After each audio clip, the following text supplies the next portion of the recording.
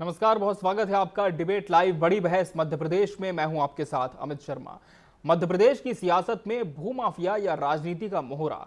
जी हां, कांग्रेस प्रदेश अध्यक्ष जीतू पटवारी के भाइयों पर दर्ज एफआईआर ने राजनीति को गरमा दिया है। भाजपा इस मामले को अपराध से जोड़ रही है तो कांग्रेस इसे सियासी बदले का हथकंडा बता रही है। सवाल यह है कि क्या राजनीतिक रसूख कानून से ऊपर हो सकता है या फिर ये सत्ता की ताकत के सहारे विपक्ष की आवाज को दबाने की कोशिश है, जैसा कांग्रेस का कहना है। देखिए इस रिपोर्ट में।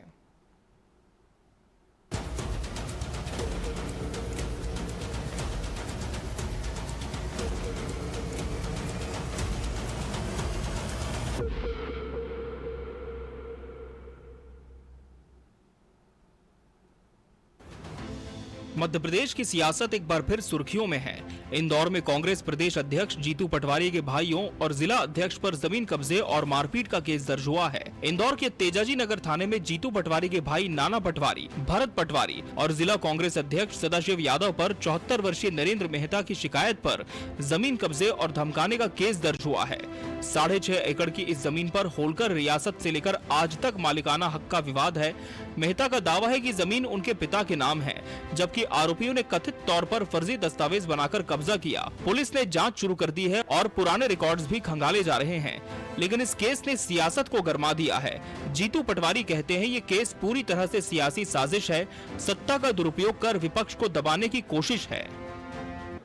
जिस तरीके से अगर एक विपक्ष के नेता पे सरकार अपने ताकत का उपयोग नहीं करेगी, दुरुपयोग नहीं करेगी, तो फिर विपक्ष इसका मतलब सही काम नहीं कर रहा है। अगर हम सही काम कर रहे हैं तो सरकार उसका हमें प्रमाण दे रही है, प्रतिसाद दे रही है, मेडल दे रही है कि तुम सही काम करोगे, हम मुकदमे करेंगे। मैं फिर मोहन यादव जी को आगाह करना चाहता हूँ, आप आपका काम करो, हम अंतिम बूंद तक जनता की लड़ाई लड़ने में कोई कोर कसर बाकी नहीं। कांग्रेस ने इस एफआईआर को सियासी बदले की कार्रवाई करार दिया है। नेता प्रतिपक्ष उमंग सिंघार के नेतृत्व में कांग्रेस का प्रतिनिधिमंडल पुलिस मुख्यालय पहुंचा और निष्पक्ष जांच की मांग की। उमंग का कहना है कि इस ट्रस्ट में मुख्यमंत्री के भाई का भी नाम है, फिर सिर्फ कांग्रेस नेताओं पर निशाना क्यों?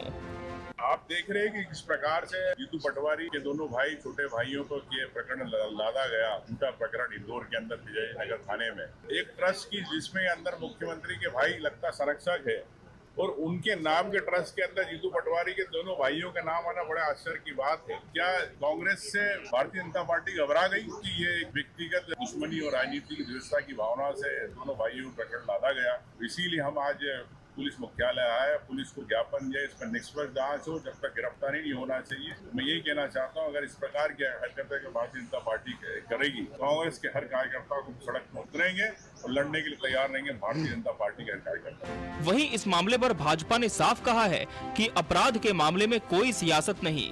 मंत्री कैलाश विजयवर्गीय ने नाना पटवारी पर गंभीर आरोप लगाए हैं, जिसमें जमीन कब्जे से लेकर एक युवती की आत्महत्या तक का जिक्र है। भाजपा का कहना है कि कानून अपना काम करेगा, कानून सबके लिए बराबर है, चाहे कोई नेता हो, उसका भाई हो या कोई और। एक 74 साल का वृद्ध यदि जाके शिकायत करता है कि उसकी जमीन पर कॉलोनी काटने का प्रयास जीतू पटवारी के दोनों भाई नाना पटवारी, भरत पटवारी और कांग्रेस के जिला अध्यक्ष सदाशिव यादव कर रहे हैं, तो कांग्रेस को उनकी मदद करने के बजाय अपराधियों को बचाने का काम कर रही है। शायद वो बोल रहे हैं कि मध्य प्रदेश में कानून की सरकार है, कि आज जब पुलिस अपना काम कर रही है, सरकार अपना काम कर रही है, तो जीतू पटवारी बचने के लिए राजनीति का आवरण ओढ़ना चाहते हैं। मैं तो पुलिस प्रशासन से मांग करूंगा कि अपराधी अभी तक खुलेआम कैसे घूम रहे हैं, इनको जल्द से जल्द गिरफ्तार कर जेल की शिक्षों के पीछे डालना चाहिए। और जीतू पटवारी, आप संविधान की दुहाई देते पूरे प्रदेश में घूम रहे हैं। अब यदि संविधान के तहत, कानून के तहत तुम्हारे भाइयों पर मुकदमा दर्ज हुआ है, तुम्हारी पार्टी के अध्यक्ष पर मुकदमा दर्ज हुआ है, तो नैतिकता के आधार पर आपको तत्काल इस्तीफा देना चाहिए। सियासत और अपराध का गठजोड़ पुराना है, चाहे सत्ता हो या विपक्ष, दोनों में ऐसे लोग हैं जो रसूख का दुरुपयोग करते हैं। सवाल ये है कि आम आदमी की जमीन सुरक्षित क्यों नहीं है? नरेंद्र मेहता जैसे बुजुर्गों को इंसाफ के लिए भटकना पड़ रहा है, ये सिस्टम की नाकामी है।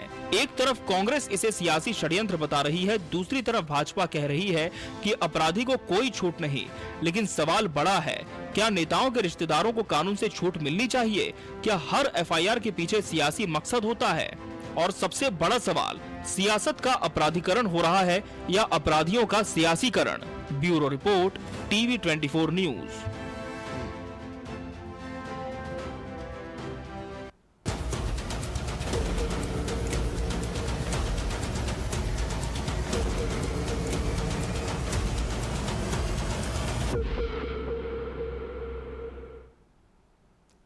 घेरे में पटवारी सियासत भारी, आज इसी विषय पर हमारी चर्चा होगी और हमारे साथ खास मेहमान भी जुड़ चुके हैं। हमारे साथ पैनल में भाजपा प्रवक्ता अजय धवले जी जुड़े हैं। अजय जी, बहुत स्वागत है आपका इस चर्चा में। कांग्रेस प्रवक्ता हिमानी सिंह जी प्रतिपक्ष का अपनी पार्टी का पक्ष रखेंगे। हिमानी जी, आपका भी बहुत बहुत स्वागत है।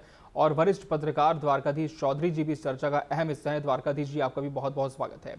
हिमानी सिंह जी, जो एफआईआर दर्ज हुई है, जिस तरह से नाम सामने आए, अब इस पर तथ्य अलग अलग पेश किए जा रहे हैं। आपकी पार्टी का निश्चित तौर पर कहना है कि राजनीति से प्रेरित होकर विद्वेष में कार्रवाई की गई है, लेकिन भाजपा दूसरी तरफ जो पीड़ित पक्ष है उसके साथ खड़े होने की बात करी और यह भी कह रही है कि अगर कुछ गलत किया नहीं तो फिर डर क्यों। जी बिल्कुल अमित जी, जी ये जैसी बात कही जा रही है, ये जो जमीन है इसके बहुत सारे फोटोग्राफ्स हैं जिसमें खुद मुख्यमंत्री के भाई नारायण यादव इस ट्रस्ट के सदस्य हैं। वहां पर जो बोर्ड लगा हुआ है उसमें संरक्षक में राधेश्याम यादव और नारायण यादव जो मुख्यमंत्री के बड़े भाई हैं, उनका नाम लिखा हुआ है संरक्षक के रूप में। अब ये तो आप, हम और दर्शकों को भी सभी को पता है कि पटवारी जो होते हैं वो खाती समाज से आते हैं, वो यादव नहीं होते। तो जो यादव समाज का ट्रस्ट है उसमें जीतू पटवारी जी के भाइयों का क्या लेना देना है। कई समाचार पत्रों ने इस चीज को बड़ी मुख्यता से छापा भी, आपकी स्क्रीन पर दिखाई दे रहा होगा कि जमीन से पटवारी परिवार का या पटवारी सरनेम का कोई लेना देना नहीं है। ये यादव समाज के ट्रस्ट के लिए उपयोग की जाने, गौ संरक्षण के लिए कोई कार्यक्रम चलाने के लिए, और उसमें कुछ कांग्रेस के नेता, भारतीय जनता पार्टी के नेता भी उन फोटोग्राफ्स में जब भूमि पूजन का काम खुद नारायण यादव ने किया था। तो अगर किसी पर एफआईआर होनी चाहिए, अगर किसी ने कब्जा किया है तो वो नारायण यादव ने किया, जो संरक्षक बनकर, बाहुबली बनकर उस जमीन पर कब्जा करने का काम कर रहे हैं। पर आपने कभी थोड़े दिनों पहले सुना होगा कि जीतू पटवारी जी ने जो क्षेत्रीय, जो मध्य प्रदेश के बॉर्डर्स पर जो शराब की दुकानों के दुकानें नारायण यादव जी की खुली हुई हैं, जिनके बारे में बात की थी, और जहां पर जब से वो विधायक बने तब से नारायण यादव जी जिस तरह से जमीनों पर कब्जा करने का काम कर रहे हैं, उसके रहस्य उजागर किए थे और एक अलग एक शब्द भी दिया था उसके लिए, नारायण टैक्स। तो उसके लिए, क्योंकि जो बॉर्डर के इलाके हैं उन पर शराब महंगी बेची जा रही है तय रेटों से, तो उसको नारायण टैक्स नाम दिया था, जिसके लिए उन्होंने मानहानि का नोटिस भी भेजा था।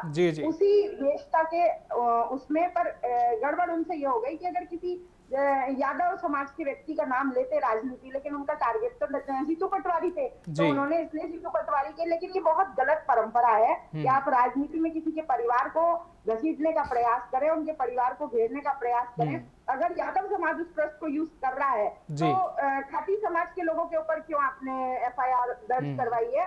और ये बिल्कुल राजनीति के द्वेषता से प्रेरित एक मामला है। और रही बात इसकी कि ये लोग बोल रहे हैं कि आप कोर्ट का, भाई ये काम अच्छा है कि अब आप ये बताइए अमित जी, आपको भी पता है ना, आपके पास मेरे घर की प्रॉपर्टी के कागज होंगे ना, मेरे पास आपकी, अब आप एफआईआर कर दीजिए वहां जाकर कि मैंने कब्जा कर रखा है, और आप फिर अब मुझसे कहिए कि मुझे कोई डर नहीं है और मैं कागज दिखा दूं, तो कैसे दिखाऊं भाई मैं? अगर आप घर बैठे बैठे किसी द्वेषता के उससे आप मेरे ऊपर एफआईआर कर देंगे तो मैं कहां से उसके कागज लाऊंगी, जिस चीज से मेरा कोई लेना देना ही नहीं है। तो कहां से इन चीजों को, आप ठीक है इस तरह के लोगों से सामना पड़ा है, इस तरह के रामराज्य में अब हम रह रहे हैं, तो जहां जहां जरूरत पड़ेगी पुलिस को एफआईआर के उसमें या कोर्ट में हम वो सबूत भी पेश करेंगे। लेकिन पहले से तो घर बैठे किसी को नहीं पता होता कि अमित शर्मा मेरे ऊपर केस करने वाले हैं, तो मैं उनके घर के कागजात पहले से निकलवा के रखूं या मैं उनके दस्तावेज निकलवा के रखूं। घर बैठे किसी व्यक्ति पे एफआईआर कर दे तो हम क्या कर सकते हैं?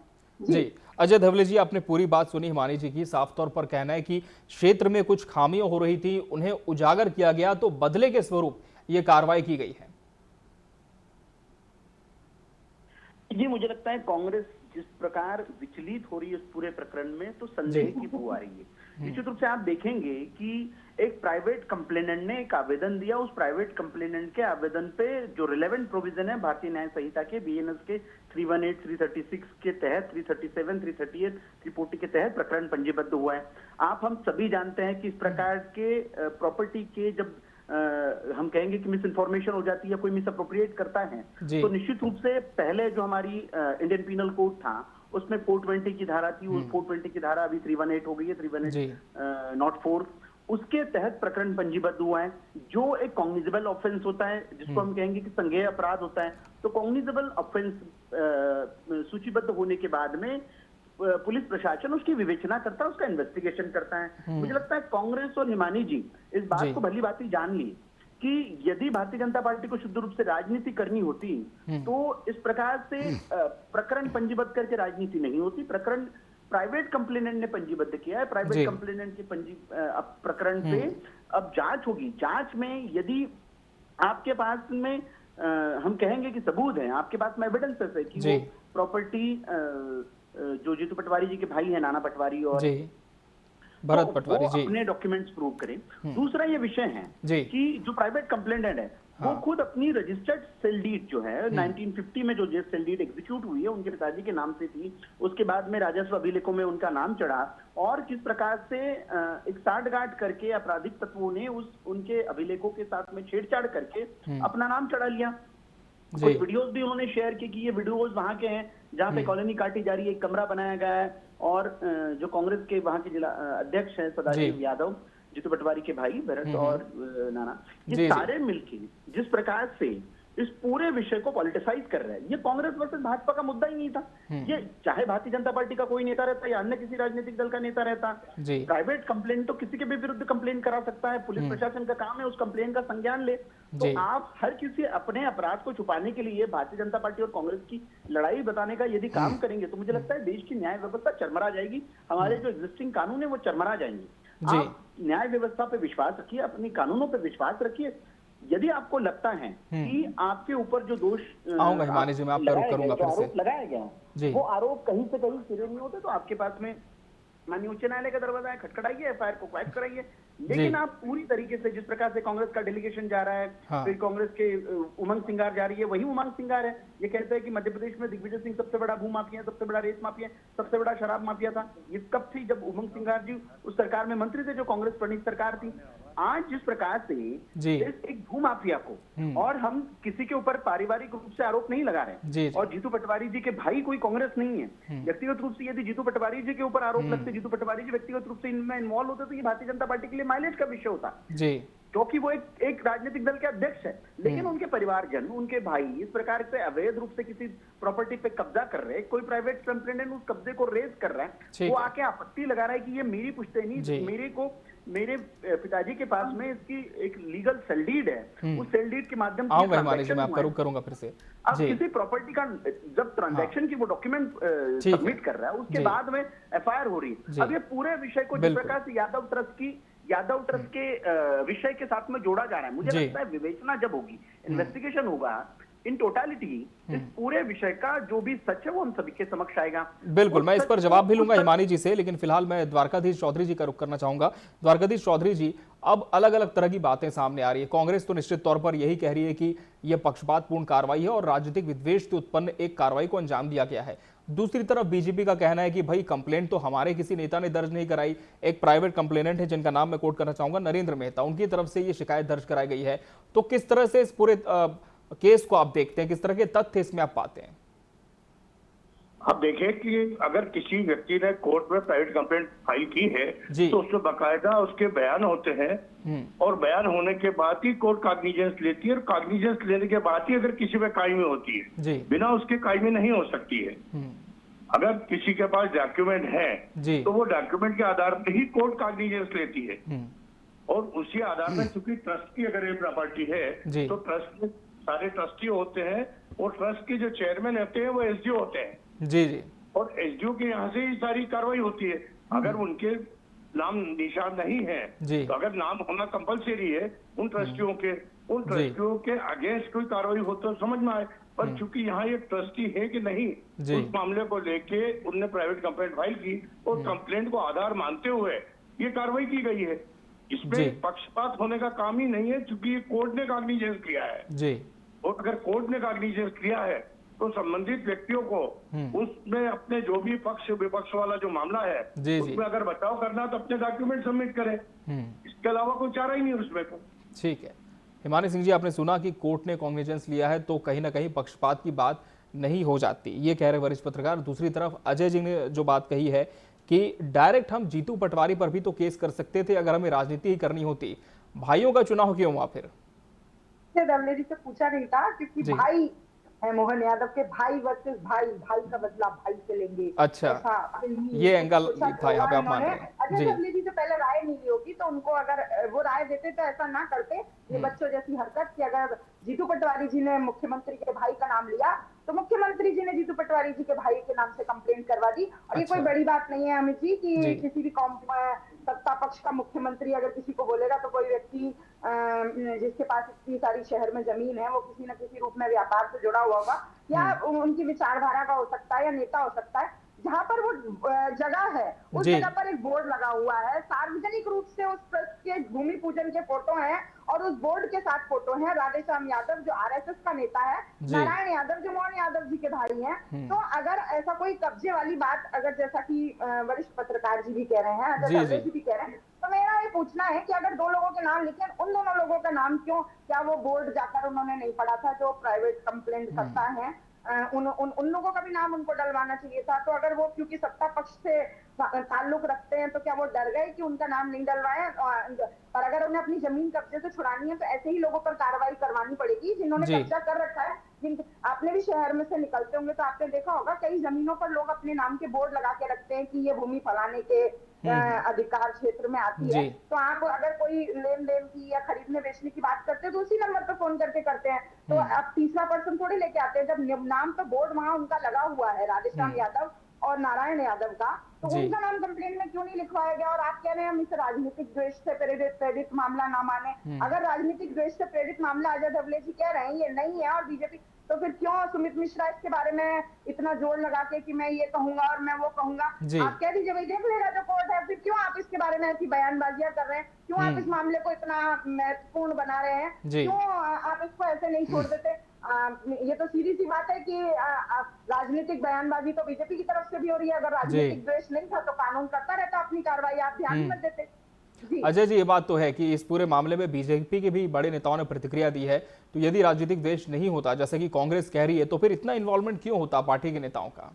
ये इन्वॉल्वमेंट इसलिए अमित जी आवश्यक है कि राजनीतिक रसूख के लोग इस प्रकार की हरकतों में यदि इन्वॉल्व हैं तो मुझे लगता है कांग्रेस का जो चाल चरित्र चेहरा है वो देश की जनता को पता होना चाहिए। और ये पहली बार नहीं है कि कांग्रेस के रखा इस प्रकार के जमीनों के हेरफेर में पकड़े जाए। आपने देखा है कि रॉबर्ट वाड्रा प्रथम परिवार के जवाई राजा हैं, उन्होंने किस प्रकार से हरियाणा में जमीनें दबाई। आपने देखा है नेशनल हेराल्ड घोटाले में किस प्रकार से कांग्रेस ने अपनी संपत्तियां 90 लाख रुपए में यंग इंडिया से के माध्यम से जो बॉर्डर पर दुकानें खुली हुई हैं वो ये इनका इतिहास रहा है।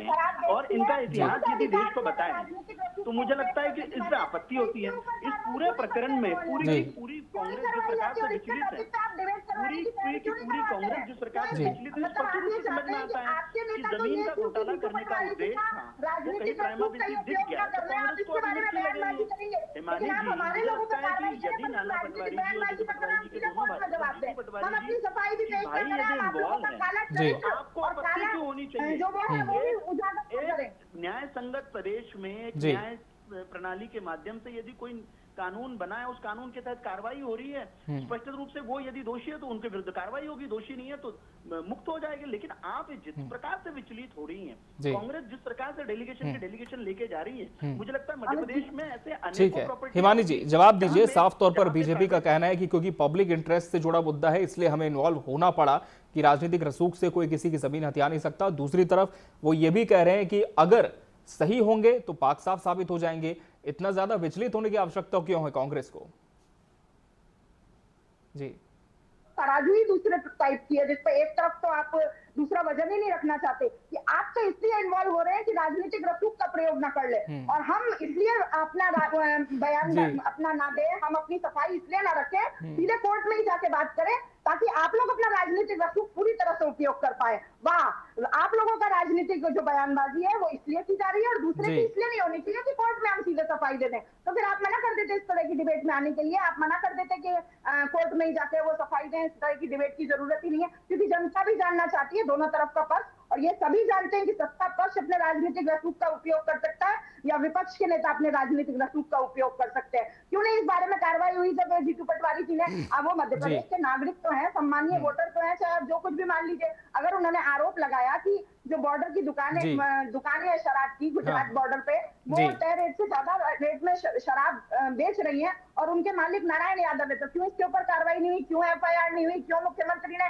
जांच नहीं करवाई? राजनीतिक रसूख का उपयोग करना आपकी आदत है। जिस तरह से आप लोगों ने विजय शाह के मामले में अपने राजनीतिक रसूख का उपयोग करके FIR में ऐसी धाराएं लगवाई और कल सुप्रीम कोर्ट को भी भ्रमित करने का काम किया। ऐसी ऐसी जगह पर आप अपनी वो टेस्टिंग के लिए भेज रहे हैं जहां पर उन चीजों के लिए मशीनें ही उपलब्ध नहीं है। तो राजनीतिक रसूख किस तरह उपयोग किया जाता है वो भारतीय जनता पार्टी से ज्यादा तो कोई भी नहीं जानता। तो अगर आप इतनी राजनीतिक रसूख का उपयोग दुरुपयोग करवाना चाहते हैं तो आप नारायण यादव के ऊपर कार्रवाई करवाइए। क्यों वो शराब रेट से ज्यादा पर बेच रहे हैं? जी द्वारकाधीश चौधरी जी, अब यहाँ पर एक बात कांग्रेस जो कि कह रही है बार बार कि कुछ ऐसे विषय थे संवेदनशील जिसे जीतू पटवारी ने बहुत प्रमुखता से उठाया और ये कार्रवाई यहाँ पर देखने को मिली। तो क्या आप मानते हैं कि ये जो पूरा विषय है इसे इस केस के साथ जोड़ा जाना बहुत वाजिब होता है, खासकर टाइमिंग इन दोनों की घटनाओं की?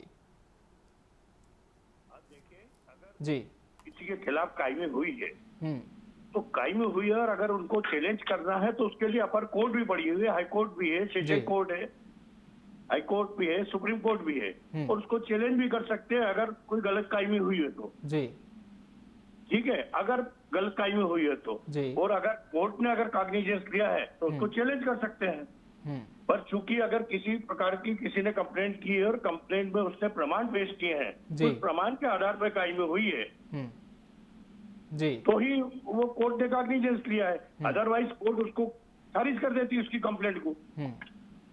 और ये ट्रस्ट का मामला है, वो ट्रस्ट की प्रॉपर्टी है। जी हिमानी सिंह जी, बार बार यहाँ पर एक ही बात आ रही है कि अगर कांग्रेस के पास और भी रास्ते हैं तो कोर्ट भी कांग्रेस जा सकती है बेगुनाही साबित करने के लिए। तो क्या इस विषय पर भी विचार किया जा रहा है?